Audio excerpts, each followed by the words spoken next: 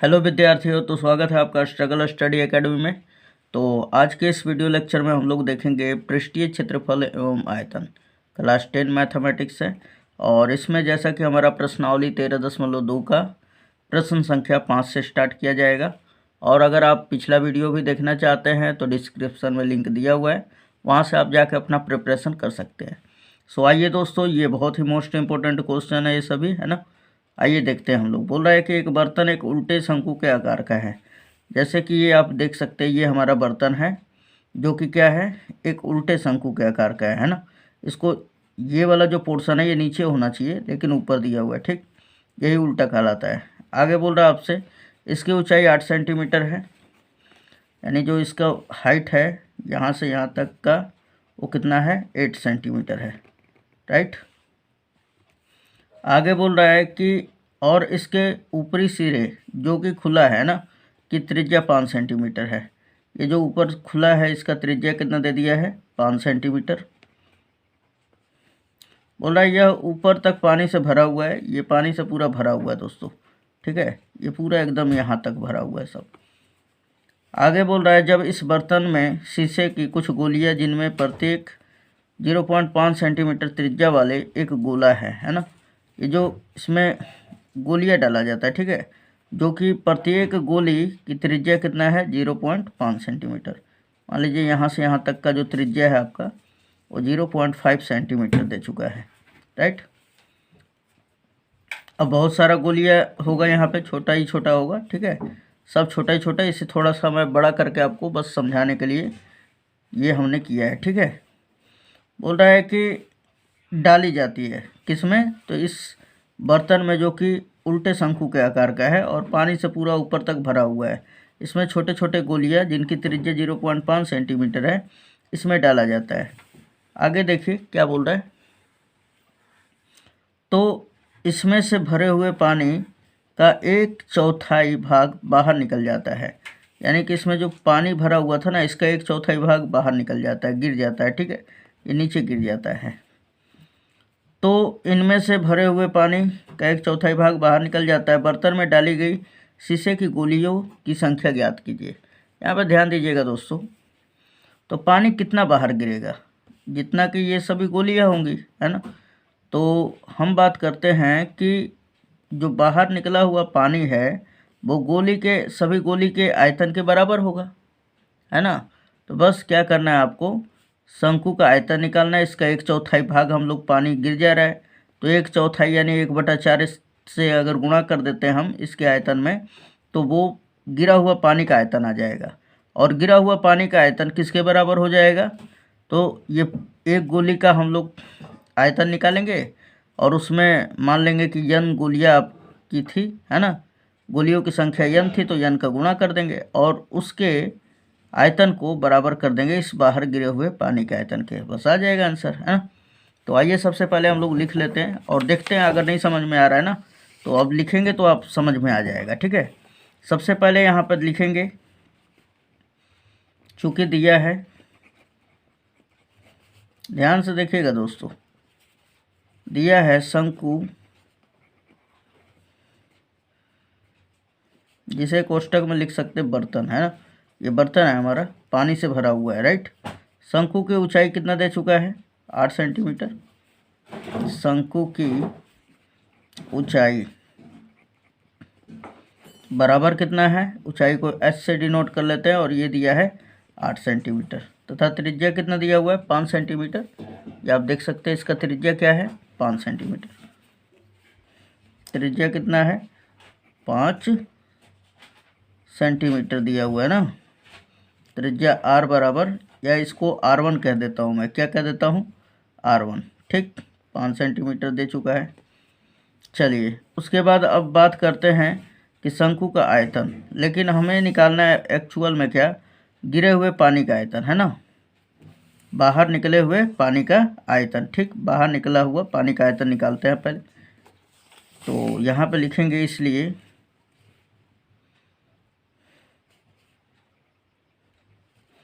बाहर निकला हुआ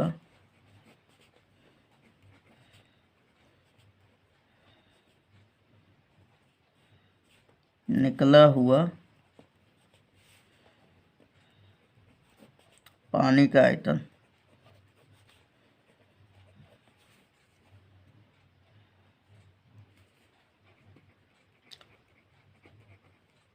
आयतन कितना हो जाएगा दोस्तों? शंकु का आयतन हम बोल रहे हैं कि इसमें पानी कितना भरा हुआ है, तो इस शंकु के आयतन के ही बराबर जगह छेकेगा, है ना पानी। हम लोग लिखेंगे शंकु का आयतन पहले 1/3 पाई r1 स्क्वायर h, ठीक है। अब ध्यान दीजिएगा, ये पूरे बर्तन में पानी जितना था सभी का आयतन है, लेकिन 1/4 हिस्सा ही बाहर निकलता है, तो बस इसका 1/4 हम लोग कर देंगे, ठीक। यानी 1/4 से हमें गुणा कर देना है, तो ये जितना भी बाहर पानी निकला हुआ है सबका आयतन निकल जाएगा, राइट। इसको एज इट इज इसी तरह छोड़ देते हैं अभी।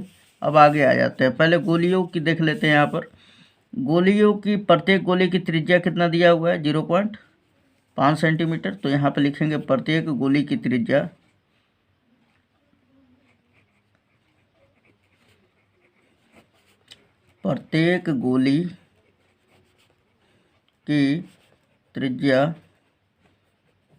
यानी R2 बराबर कितना दे दिया है? 0.5 सेंटीमीटर, ठीक है। अब अगर देखा जाए दोस्तों, तो इसको अगर लिखना चाहेंगे आप थोड़ा सा सिंप्लीफाई करके, तो 5/10 हो जाएगा, है ना। पॉइंट हटाएंगे तो एक अंक पे पॉइंट है, तो 1 0 नीचे, 5 एकम 5, 5 दूना 10, ये एक बार में और ये 2 बार में, तो ये 1/2 सेंटीमीटर आ गया, है ना। अब ध्यान दीजिएगा, अकॉर्डिंग टू क्वेश्चन, प्रश्न से क्या हो जाएगा, ध्यान दीजिएगा यहाँ पे थोड़ा सा। तो प्रश्न से क्या होगा हमारा कि अगर इसमें गोलियां जो है ये सब, अगर एक गोली डालते हैं इसमें, तो गोली के आयतन के बराबर ही पानी बाहर निकलेगा। लेकिन बोला है कि गोलियों की संख्या, यानी बहुत सारा गोली होगा जिसका कोई भी गिनती नहीं है। तो हम लोग क्या करेंगे, एक गोली का आयतन और मान लेते हैं कि गोलियों की संख्या n है, और n का मान निकाल देंगे तो हो जाएगा। तो अब ध्यान दीजिएगा, एक गोली का आयतन में अगर n का गुणा कर दे, जैसे कि अगर मेरे को 2 गोलियों का आयतन निकालना है, तो एक गोली का आयतन मान लीजिए 5 सेंटीमीटर क्यूब है ना। तो मैं पूछूं कि 5 गोलियों की आयतन कितना होगा, इसमें 5 का गुणा कर देंगे। अगर मैं बोलूँ n गोलियों की, तो n का गुणा कर देंगे। समझ में आ रहा है?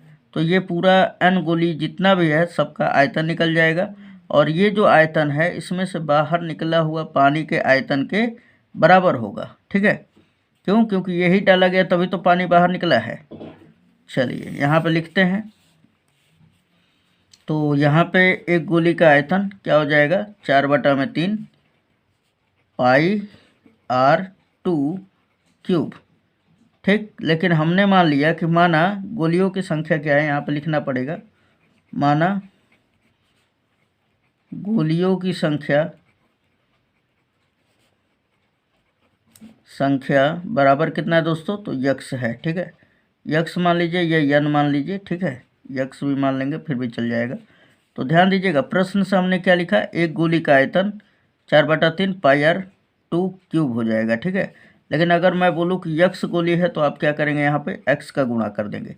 अब इतना गोली डालने के बाद इस बर्तन का 1/4 हिस्सा पानी बाहर निकल जाता है, और वो 1/4 पानी का हिस्सा क्या है, 1/4 गुणे 1/3 पाई R1 स्क्वायर h के बराबर है ना। तो यहाँ पे लिख देते हैं दोनों बराबर करके, 1/4 इंटू 1/3 पाई R1 स्क्वायर h। ओके, अब आ जाइए यहाँ पे करते हैं हम लोग, देखिए 3 से 3 खत्म हो जाएगा, और ये पाई से पाई खत्म हो जाएगा, है ना। अब देखा जाए यहाँ पे दोस्तों, तो क्या क्या बच गया हमारा, तो x गुणे 4R2 क्यूब बराबर इधर क्या बचा है हमारा, तो यहाँ पे देखा जाए तो 4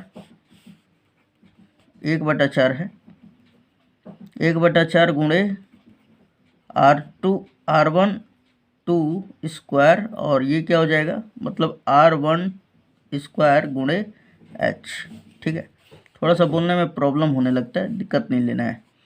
उसके बाद अब वैल्यू रख देते हैं हम लोग, x गुणे 4, और यहाँ पे देखिए R2 क्यूब है, तो R2 का मान कितना है दोस्तों, 1/2। तो यहाँ पे 3 बार फैला देंगे हम लोग, 1/2 गुणे 1/2 गुणे 1/2। क्यों फैला रहे हैं? क्योंकि R2 का क्यूब है और R2 का मान 1/2 है, तो इसका घात 3 है का मतलब 3 बार गुणा कर देंगे। बराबर हमारा यहाँ पे क्या दिया हुआ है, 1/4 गुणे R1 स्क्वायर। R1 का मान क्या है यहाँ पे देखिए 5 है ना, तो 5 रखेंगे हम लोग, गुणे 5, फिर गुणे 5, क्योंकि R1 स्क्वायर है। और H का मान कितना है, ये देखिए H का मान 8 है, यहाँ पर रखते हैं गुणे 8। अब यहाँ पे ध्यान दीजिएगा, ये 4 दूना 8 हो जाएगा, है ना, 2 दूना 4, ख़त्म। अब x और यहाँ पे बच रहा है हमारा x गुणे 1/2 बच रहा है, और इधर देखिए 5 पचे 25 और 25 दूना 50, 50 ये 2 भाग में इधर गया तो गुणा में, तो ये हो जाएगा 100 गोलियाँ, है ना। यानी अतः गोलियों की संख्या कितना हो जाएगा, गोलियों की संख्या बराबर 100। ठीक है, यह हमारा एक्यूरेट आंसर होगा। चलिए नेक्स्ट क्वेश्चन देख लेते हैं दोस्तों। क्वेश्चन नंबर 6 क्या बोल रहा है दोस्तों, ऊंचाई 220 सेंटीमीटर और आधार व्यास 24 सेंटीमीटर वाले एक बेलन जिस पर ऊंचाई 60 सेंटीमीटर और त्रिज्या 8 सेंटीमीटर वाला एक अन्य बेलन आरोपित है।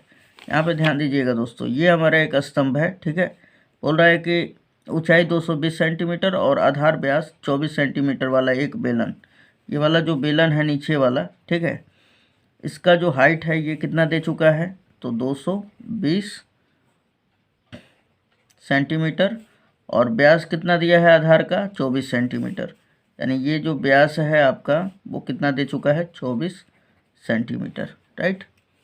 और ये हाइट कितना दे चुका है, 220 सेंटीमीटर, राइट।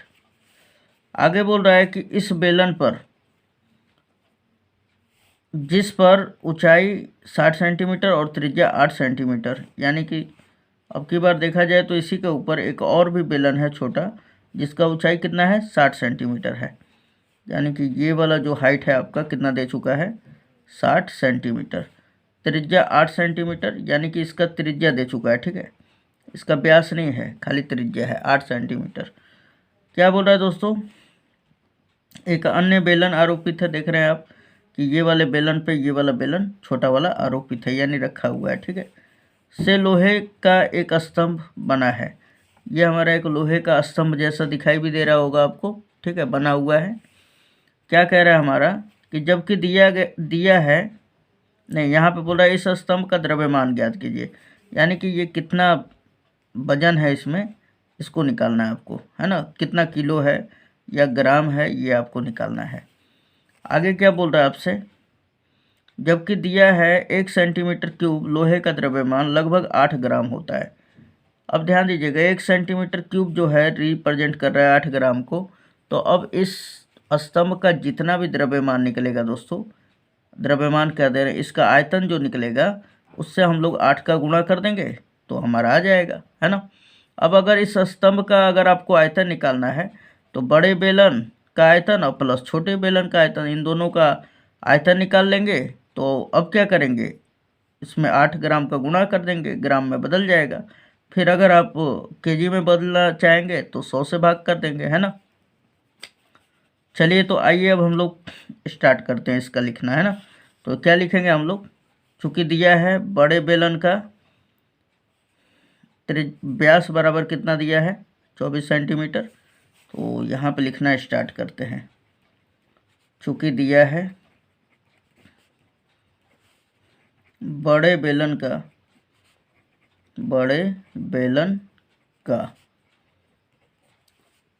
व्यास यानी कैपिटल डी बराबर आपको कितना दे दिया है दोस्तों, तो 24 सेंटीमीटर। यहाँ पे मैं आपको दिखा भी देता हूँ कितना दिया है व्यास, 24 सेंटीमीटर, तो 24 सेंटीमीटर, ठीक। इसलिए इसका त्रिज्या कैपिटल आर ही होगा, इसलिए त्रिज्या आर बराबर 24/2, और ये कटेगा तो 12 सेंटीमीटर आ जाएगा, राइट। अब आगे अगर देख ले दोस्तों, तो इसका ऊंचाई जो है कितना है, 220 सेंटीमीटर। तो h बराबर जो जो दिया है ना बस खाली लिख लेना है, ठीक है, 220 सेंटीमीटर। आगे छोटे बेलन का देख लिया जाए तो छोटे बेलन की त्रिज्या 8 सेंटीमीटर है, ऊंचाई कितना है 60 सेंटीमीटर। तो इसको भी लिख लेते हैं हम लोग। छोटे बेलन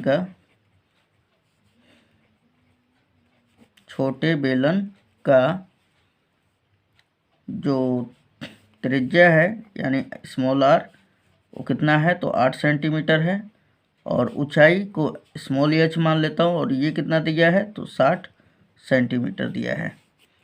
इसलिए स्तंभ का आयतन यहाँ पे लिख लेते हैं। स्तंभ का आयतन, पहले तो आयतन निकाल लेते हैं, है ना। तो स्तंभ में क्या क्या है दोस्तों, तो आप देख सकते हैं यहाँ पे एक बड़ा बेलन है और एक छोटा बेलन है।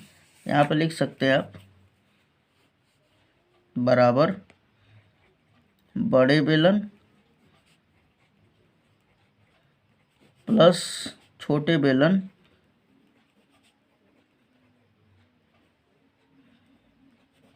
और ये ब्रैकेट लगा के का आयतन लिख देते हैं, है ना, का आयतन।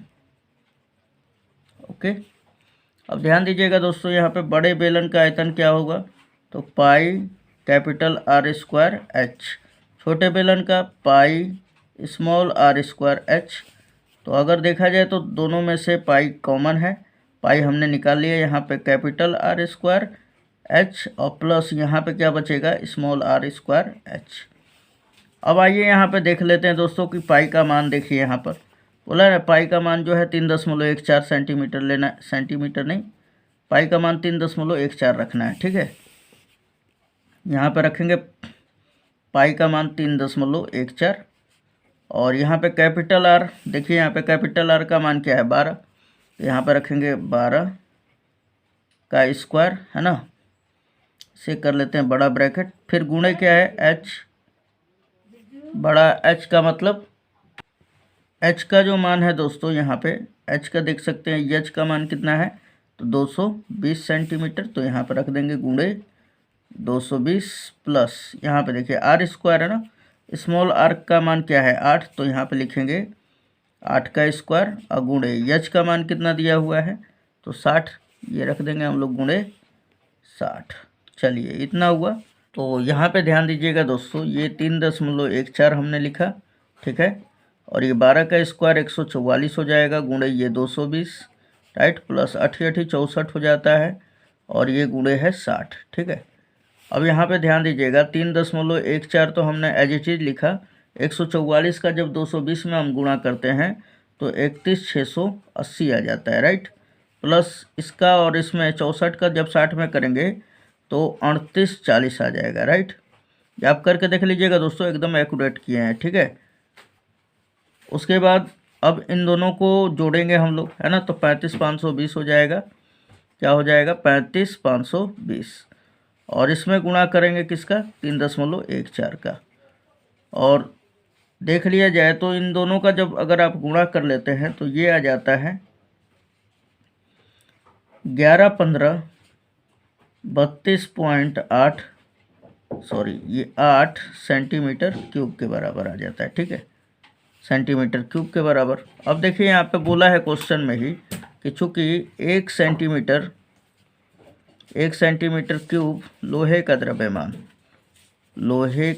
द्रव्यमान किसको रिप्रेजेंट कर रहा है, 8 ग्राम को, है ना, यानी 1 सेंटीमीटर क्यूब लोहे का द्रव्यमान 8 ग्राम का है, तो हम यहाँ पे इतना सेंटीमीटर क्यूब निकाल सकते हैं। इसलिए 1115 32.8 सेंटीमीटर क्यूब लोहे का द्रव्यमान बराबर 8 गुणे इतना कर देंगे, है ना, 1115 32.8 ग्राम हो जाएगा। अब इन सभी में अगर गुणा कर लिया जाए, 8 के अगर इसमें गुणा करते हैं तो ये आता है हमारा 89,22,62.4 ग्राम, ठीक है।